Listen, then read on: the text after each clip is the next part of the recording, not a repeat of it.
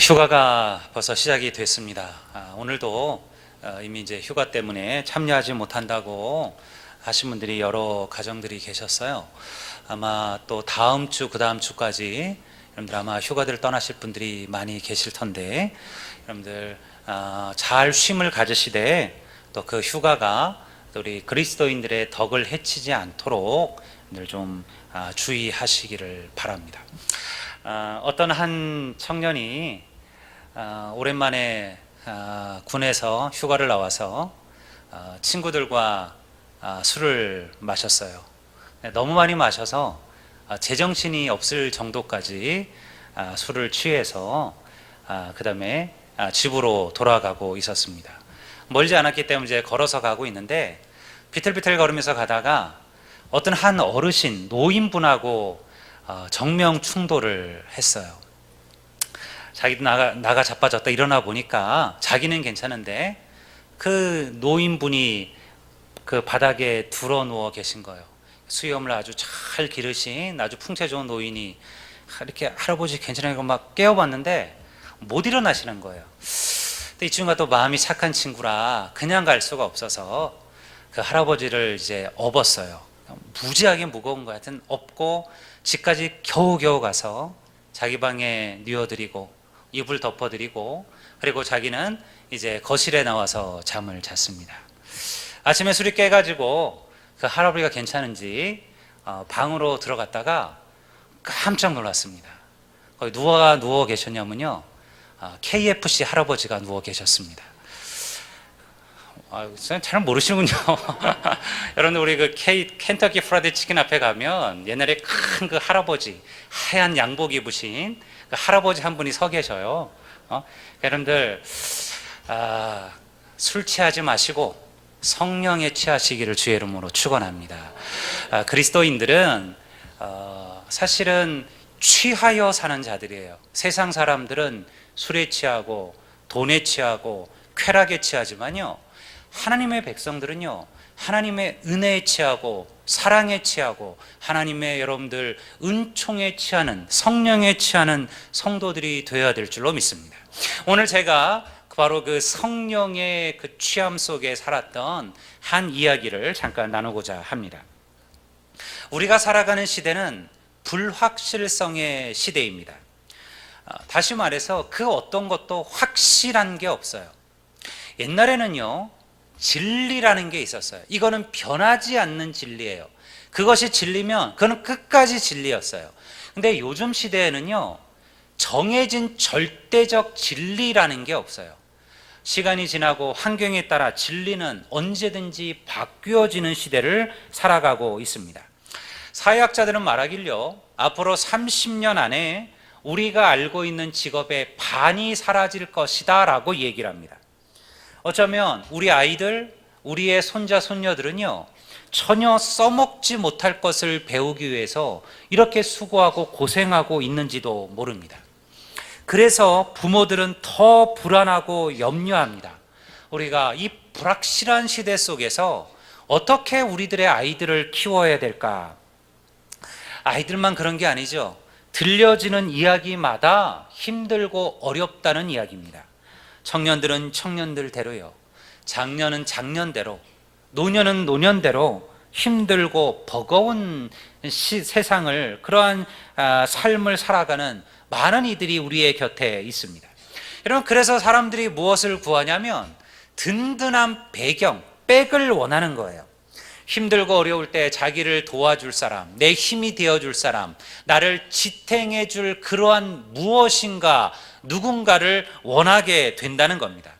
어떤 이들에게 그것은 물질이고, 어떤 이들에게 그것은 인맥이고, 어떤 이들에게 그것은 자신의 능력이기도 합니다. 우리가 스펙이라 부르기도 하죠. 그런데 이러한 배경을 가진 사람들이 많느냐? 많지 않아요.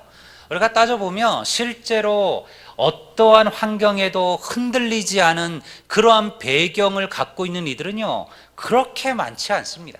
대부분은요, 그냥 평범합니다. 또한 이러한 든든한 배경도 한순간에 무너지는 것을 우리는 수없이 경험하게 됩니다. 그렇다면 이러한 시대 속에서 하나님의 백성들을, 그리스도인들은 무엇을 의지하며 살아야 되냐? 무엇으로 우리에게 주어진 이 불확실한 시대를 살아갈 힘과 그 용기를 얻을 수 있느냐? 우리가 의지해야 될 우리의 배경이 무엇이냐라는 것입니다. 우리 오늘 읽은 본문에는요, 사가랴라는 한 사람과 그의 아내 엘리사벳이라는 한 여인이 등장을 합니다. 그들은 존경받는 제사장의 집안이었습니다. 성경에 그들에 대하여 무엇이라고 기록하고 있는지를 보셔야 됩니다. 우리가 1장 6절에 보면 이렇게 이야기하고 있습니다. 이 두 사람이 하나님 앞에 의인이니 주의 모든 계명과 규례대로 흠이 없이 행하였더라. 여러분, 이 두 사람이 하나님 앞에 의인이었다는 거예요. 그리고 하나님 보시기에 흠이 없이 행하였더라. 이런 사람들이 사실은 얼마나 많겠어요. 하나님께서 어떤 사람을 보실 때, 야, 참 너는 의롭구나, 너는 참 바르구나, 너는 내 눈이 보기에 흠이 없도다 라고 칭찬받을 만한 이들이 사실은 우리 가운데 그렇게 많지 않을 겁니다. 그런데 이 두 사람은 그러한 하나님의 칭찬을 받았다라는 거예요. 그런데 동시에 여러분들, 이 좋은 기록이 세상적으로는 어떤 의미를 가질까요? 부패하고 타락한 시대 속에서, 여러분 2000년 전, 지금 예수님이 오시기 바로 직전의 세대를 말하는 거예요. 여러분, 그때는 부패하고 타락한 시대였어요. 종교 지도자들조차 부패했어요. 그래서 여러분, 예수님께서 얼마나 많이 바리새인들, 제사장들, 대제사장, 서기관들, 그들을 책망하셨어요. 이 외식하는 자들아 얘기를 하셨고요, 독사의 새끼들아 라는 말까지 하셨어요. 여러분, 가장 경건하고 거룩해야 될 자들조차 타락한 시대가 이 시대였어요. 여러분, 이 엘리사벳과 이 사가랴는 바로 예수님이 오시기 바로 직전에 살았던 인물들입니다. 다시 말해서 부패하고 타락한 당시의 시대 속에서 이 두 사람이 세상이 말하는 그런 의미의 잘 살기는 틀린 사람들이었다는 거예요. 그렇게 다 부패한 속에서 하나님 앞에 의인이고 하나님 보시기에 흠이 없이 행했다라면 세상 사람들의 기준으로 봤을 때는요, 그들은 잘 살기 틀린 사람이에요. 적당히 부정에 눈 감고, 적당히 세상과 타협하고, 적당히 자기에게 이익이 될 만한 것을 추구하고, 그리고 손해되는 것은 모른 척하고, 그렇게 살아가야 잘 살아갈 수 있는 세상 속에서 흠이 없이 살았어요. 하나님 보시기에 의인처럼 살았어요. 여러분, 그러니까 그들은 처음부터 어떻게 보면 그러한 세상 속에서 잘 살기를 포기하며 살았다라는 거예요. 그러니 여러분, 이 우리가 읽은 이 본문의 말씀이 사실은 이 두 사람에 대한 칭찬의 말이기도 하지만요, 동시에 이 두 사람이 당시의 세상 속에서 어떻게 살 수밖에 없었는가를 보여주는 메시지예요. 여러분, 생각해 보십시오. 성경에서 이 두 사람에게 이렇게 극찬을 했어요. 하나님 앞에 의인이고 주의 모든 계명에 흠이 없이 행하였다. 그러면요, 보통 이 뒤에 따라 나와야 될 구절이 뭐겠어요? 이들이 하나님 앞에 이렇게 의롭게 살았고 이렇게 흠이 없이 살았으니, 그러면 그 뒷구절은 이렇게 돼야 될 거예요. 그러므로 그의 자녀들이 승승장구하며 살았다. 그들의 자녀들이 세상에서 잘 먹고 잘 살았다. 그들이 이 세상 속에서 참으로 넘치도록 하나님의 복을 받으며 살았다. 이렇게 기록되어야지 맞는 거 아니겠습니까? 그런데 7절은요, 이렇게 기록합니다. 엘리사벳이 잉태를 못함으로 그들에게 자식이 없고 두 사람의 나이가 많더라. 여러분, 그렇게 하나님 앞에 의인처럼 살고 하나님의 계명대로 살고 흠없이 살았는데 결코 그들에게 주어진 환경이 어떠하냐면 나이는 많고 자식은 없었다라는 거예요. 여러분, 이 자식이 없었다라는 말이 당시 2000년 전에 이들에게 어떠한 의미였을까? 여러분, 자식이 없다. 그나마 그래도 젊었다면 희망이라도 있었을 텐데 성경이 그 싹을 잘라버린 거예요. 자식은 없다. 그리고 그들의 나이는 많았더라. 다시 말해서 앞으로도 자식을 낳을 수 있는 가능성이 없다라는 얘기예요. 여러분, 주를 위하여 열심히 살고 주를 위하여 충성하고 주를 위하여 헌신하면 모든 것이 다 잘 될 줄 알았는데 막상 현실을 보면 그러하지 않더라는 거예요. 오늘날 성도들이 낙심하고 걱정하고 넘어지는 이유가 이런 것들이에요. 우리가 주를 위하여 충성하며 살았습니다. 우리가 주를 위하여 헌신하며 살았습니다. 하나님을 위하여 정말 열심히 살았는데 눈에 보이는 결과가 만족스럽지 않은 거예요. 만족스럽지 않은 정도가 아니라 때로는요, 오히려 고난이 있고 절망이 있고 불확실한 미래가 우리 앞에 놓여 있는 것처럼 느껴지게 된다는 거예요. 여러분, 그럴 때 성도들은 넘어지고 쓰러지고 좌절하고 낙심하게 되는 거예요. 사가랴와 엘리사벳은 어떠했을 거예요? 지금 이 시대는 자녀를 있고 없고가 그렇게 절망적인 여러분들 이야기의 문제가 아니에요. 오히려 요즘은요, 자녀 없이 살고자 하는 그런 부부들이 많아지고 있어요. 요즘에 젊은 부부들 가운데 우리는 아이를 안 낳겠다, 이런 부부들이 너무 많아요. 왜? 아이 하나를 키운다는 것이 얼마나 이 땅에서 어려운지를 아는 거예요. 얼마나 많은 돈도 들어가야 되고요. 뭐 돈 문제가 아니에요. 그 아이들이 겪어야 될 그 과정들이 너무 버겁다라는 거를 본인들이 너무 많이 느낀 거예요. 본인들이 그 중고등학교의 시절, 그 가장 아름다웠던 청소년의 시절을 얼마나 고통스럽게 살았는지를 아는 거예요. 그러니까 내 자식들에게는 그거를 물려주지 않겠다라는 거예요. 그래서 요즘에는요, 스스로 자녀를 낳지 않으려고 하는 이들도 많아요. 그러니까 여러분, 오늘 이 시대는 자녀가 있고 없다 때문에 우리가 뭐 안 됐어요, 어떡해요, 이런 얘기하지 않죠. 왜? 그것이 누군가에게는 선택이기 때문에 그래요. 물론 여러분, 예수 믿는 하나님의 자녀들은요, 자녀 많이 낳으셔야 됩니다. 우리가 그 선교학적으로 보면요, 지금 이슬람교가 어마어마하게 지금 퍼져나가고 있습니다. 그 이유가 뭔지 알아요? 그들은 자녀 낳는 거를 신의 축복이라고 여겨요. 알라의 축복이라. 그래서 절대 여러분 그 뭐 천주교가 그러하듯이 여러분 이들도 자녀가 생기면요, 그거를 다 낳습니다. 그리고 많이 낳으려고 해요. 그러니까 여러분들 그냥 저절로 이 이슬람 숫자가 계속해서 성장하고 늘어나게 되는 거예요. 근데 우리나라는 지금 심각한 문제에 처해져 있어요.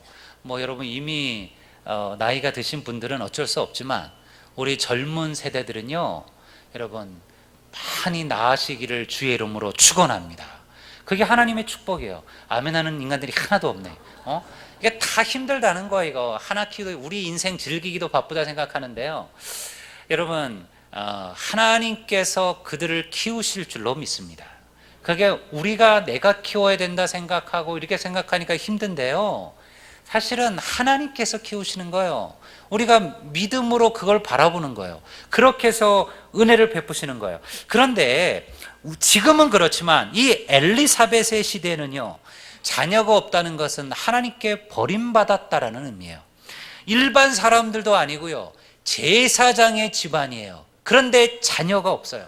사람들이 뭐라 그랬을까요? 저들은 도대체 제사장인데, 저들은 하나님의 일을 하는 사람인데 어떻게 저희들이 아이가 없을 수가 있지? 아마 저희들이 하나님 앞에 큰 죄를 지었나 보다. 사람들은 그렇게 그들을 조롱했습니다. 여러분, 우리가 사무엘상을 통해서 아이가 없던 한나가 얼마나 하나님의 성막에서 울었던지를 기억하잖아요. 이런 그가 아이 없다는 이유로 하나님의 성막에서 울면서 기도했어요. 그것이 당시의 이야기입니다. 여러분, 이들은 더욱더 그러했습니다. 세상의 조롱거리가 될 만했어요. 점점 나이는 많아졌고요, 결국 아이를 낳을 수 있는 소망이 끊어져 버렸어요. 모든 것이 끝난 것처럼 보였습니다. 희망은 사라지고요, 소망은 멀어졌습니다. 그런데 여러분 이것을 기억하시기를 바랍니다. 인간의 능력은 끝이 있지만 여러분, 믿음에는 끝이 없음을 믿으시기를 주의 이름으로 축원합니다. 우리가 끝이라고 해서 하나님도 끝이신 적은 없었어요. 여러분, 우리에게는 힘들고 우리에게는 어려워도요, 하나님에게 힘든 일, 하나님에게 너무 어려운 일이라는 것은 없어요. 그거는요, 우리의 연약한 불신앙으로 하나님의 능력을 가로막는 어리석음이에요. 여러분, 우리는 불가능하지만 여러분, 하나님에게는 가능한 역사이신 줄로 믿습니다. 여러분, 하나님께서 이 가정을 위하여 놀라운 하나님의 역사를 준비하고 계셨어요. 그러니까 여러분, 우리가 놓치지 말아야 될 것은 무엇입니까? 어떠한 순간, 어떠한 불확실한 인생 가운데서도 여러분, 하나님께서 우리와 함께하고 계신다라는 이 믿음의 고백들을 잃어버리지 아니하는 우리 아들령교회 모든 성도들이 되시기를 주의 이름으로 축원합니다. 때가 되면 하나님께서 일하시고 때가 되면 하나님께서 역사하시는 거예요. 때가 되었어요. 어느 날 성전에서 제사하던 사가랴에게 하나님의 천사가 나타났습니다. 그리고 사가랴에게 선포합니다. 내 아내 엘리사벳이, 우리가 본문 말씀에 보면 우리가 읽지 않은 본문이지만요, 우리가 13절에 보면 그런 얘기를 해요. 내 아내 엘리사벳이 내게 아들을 낳아주리니 그의 이름을 요한이라 하라. 그런데 여러분, 이 말에 대하여 사가랴가 무엇이라고 답했을까요? 그가 이렇게 얘기합니다. 내가 이것을 어떻게 알리오? 내가 늙고 아내도 나이가 많으니이다. 여러분, 이것이 한글 성경으로 보면 정확한 의미를 이해하기가 어려워요. 사가랴의 말은 이런 거예요. 주님, 제가 어떻게 그것을 믿습니까? 나와 내 아이는 나이가 많아서 이미 아이를 낳는 것은 불가능합니다 라는 사가랴의 이야기예요. 다시 말해서 천사의 그 말을 사가랴는 처음에는 불신했던 거예요. 근데 여기는 여러분들, 사가랴의 다른 마음도 숨겨져 있어요. 뭐냐면 이런 거예요. 아니, 하나님, 이제 와서 내게 무슨 아이입니까? 내가 그렇게 젊었을 때 간절히 아이를 원할 때는 하나님께서 내 기도에 응답하지 아니하셨고, 이제 와서 다 늙은 우리에게 아이 낳는 것도 불가능하지만 아이를 키우는 것도 불가능한 우리들에게 지금 와서 무슨 아이를 주시겠다고 하시는 겁니까? 여기는요, 하나님에 대한 이 사가랴의 원망이 들어있는 거예요. 여러분, 오늘 우리 성도들이 많이 그렇게 이야기하지 않습니까? 저는요, 이 구절을 보면서 제 자신들을 돌아보게 됐어요. 많은 이들이 하나님의 때를 모르기 때문에 불평합니다. 때로는 왜 주시지 않느냐고 불평해요. 때로는요, 왜 지금 주시냐고 불평해요. 왜 그때 내게 주시지 아니하시고 지금 내게 이것을 주시느냐, 그렇게 불평해요. 근데 여러분, 하나님은 완전하신 분이십니다. 이것이 무슨 의미예요? 하나님은 내게 무엇이 언제 가장 필요할지를 가장 잘 아시는 분이라는 거예요. 다시 말해서 하나님께서는요, 내게 가장 필요한 때에 내게 무엇을 주신다는 거예요. 사가랴는 불평했지만요, 그때야말로 가장 완벽한 때라는 것을 이 사가랴가 몰랐다라는 거예요. 여러분, 이 사가랴가 낳은 아들이 누군지 아세요? 바로 우리가 잘 알고 있는 위대한 사도 세례 요한입니다. 그는요, 신약의 문을 연 위대한 선지자예요. 그는 예수님보다 먼저 와서 여러분, 사람들의 마음을, 굳어진 마음을 열게 하고, 그리고 그들로 하여금 하나님 주님을 바라보게 만드는 그런 위대한 역사를 행했던 인물이 세례 요한이에요. 세례 요한의 잉태를 예언한 천사가 그에 대해서 이렇게 얘기했어요. 여러분, 이거는 천사의 말이에요. 그가라는 말은 바로 이 사가랴와 엘리사벳이 낳게 될 그 아들을 말하는 거죠.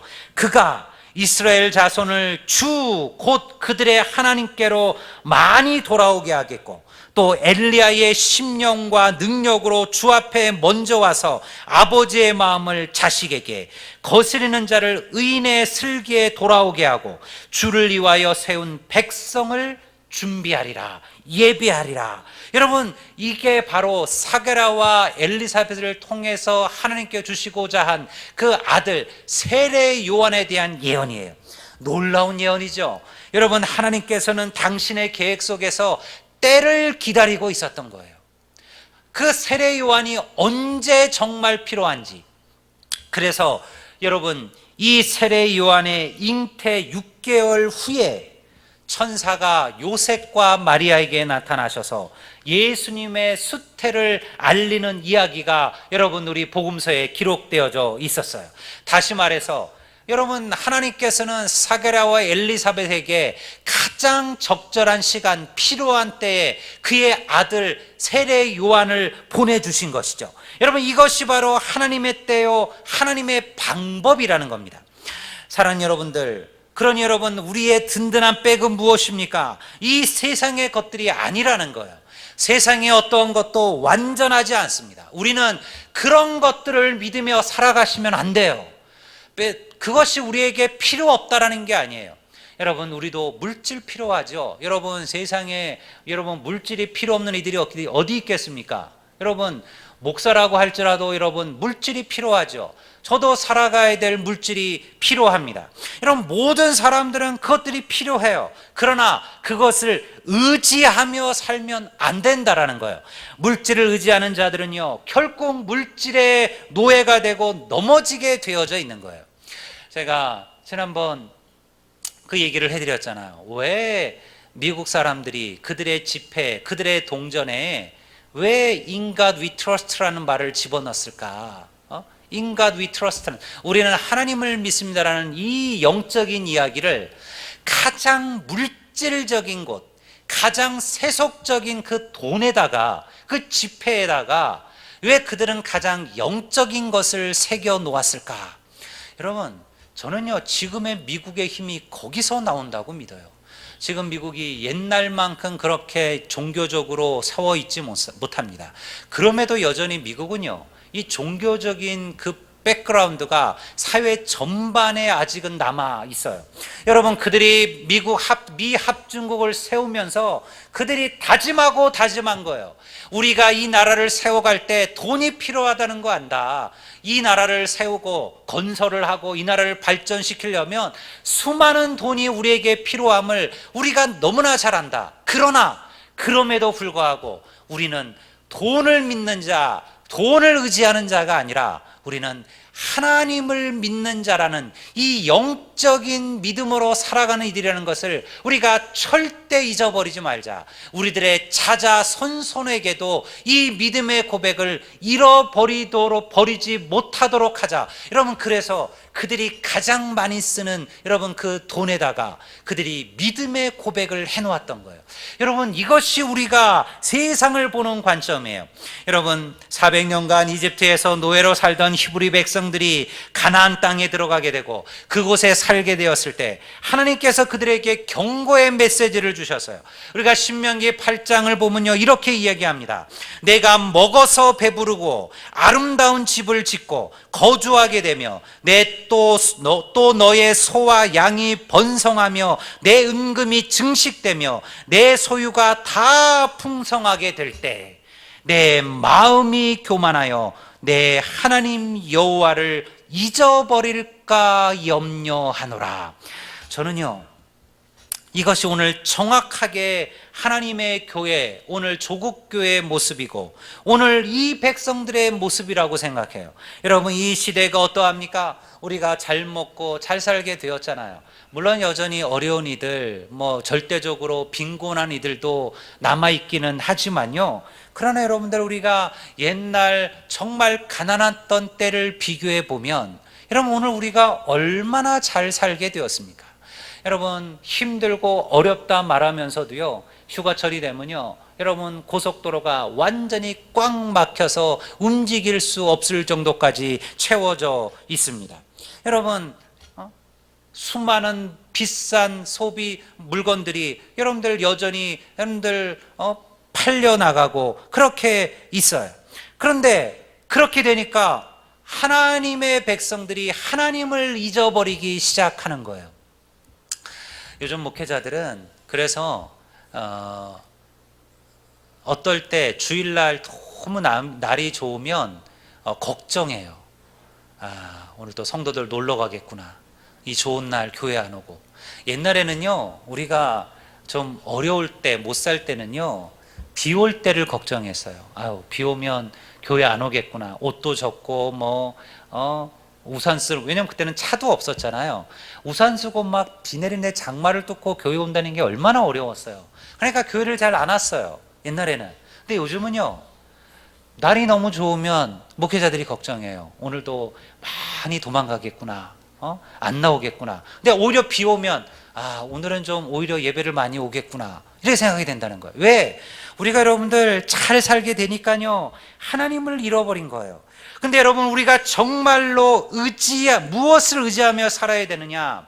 성도들은 여러분, 주님의 손 의지하고 사는 거예요. 여러분, 아무리 우리가 불확실한 세상 속에 살아가도요, 하나님은 완전하시고 하나님은 불변하셔요. 여러분의 자녀들 너무 염려하지 마십시오.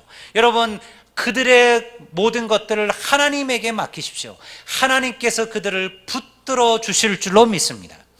저는 사실은 목회자도 똑같이 자녀들을 키워요. 저도 때로는 염려하고 걱정할 때가 많았어요. 저는 정말 저와 제 집사람은 저희 자녀들에 대해서는 별로 할 말들이 없어요. 왜냐하면 우리가 이 아이들을 너무 팽개치며 살았어요. 목회를 하면서, 여러분들 군목을 하면서 저녁 시간에 제가 별로 집에 있은 적이 없었어요. 늦게 퇴근할 때가 태반이었고요. 그리고 또 성도들을 만나거나 할 때가 많아요. 저는 제 아이들을 한 번도 그런 자리에 데려가 본 적이 없었어요. 어떻게 보면 제가 좀 잘못 배웠어요. 제 아버지에게. 제 아버지가 어떻게 얘기를 하셨냐면요, 목사는 절대 성도들 앞에서 자기 자식 안아주지 말라라는 거예요. 목사는 절대 다른 성도들의 자녀 앞에서 지 새끼 이뻐하지 말라라는 거예요. 항상 그들을 먼저 챙겨보고 그들의 아이를 안아주고 그들의 아이를 챙겨주지. 그래서 여러분들, 우리 아이들은요, 사실은 항상 뒷전에 있었어요.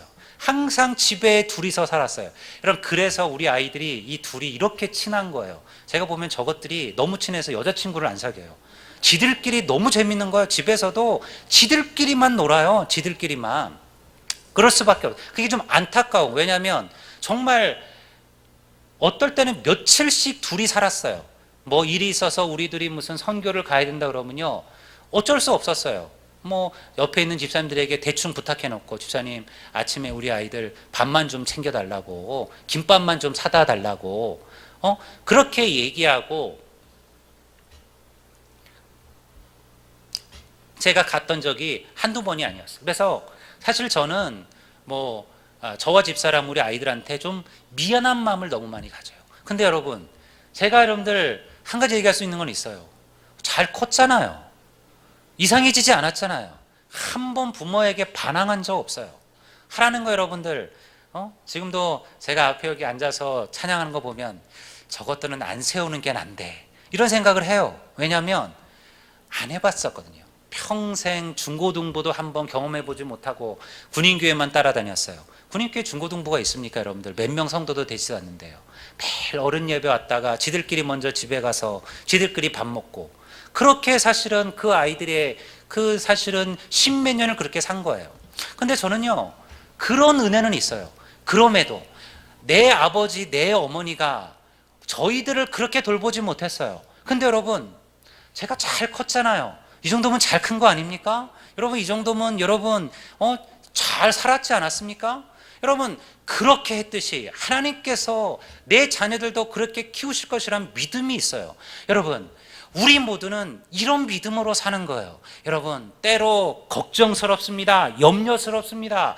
우리들의 자녀들, 우리들의 손자, 손녀들, 혹은 내게 주어진 기업들, 따지고 보면 세상에 염려하지 않을 것이 없어요. 그런데 여러분, 우리가 그런 것들 의지하며 살아봤자요, 여러분, 그것이 우리를 붙들어 주지 못합니다. 결코 믿음의 백성들은 하나님 바라보고 사는 거예요.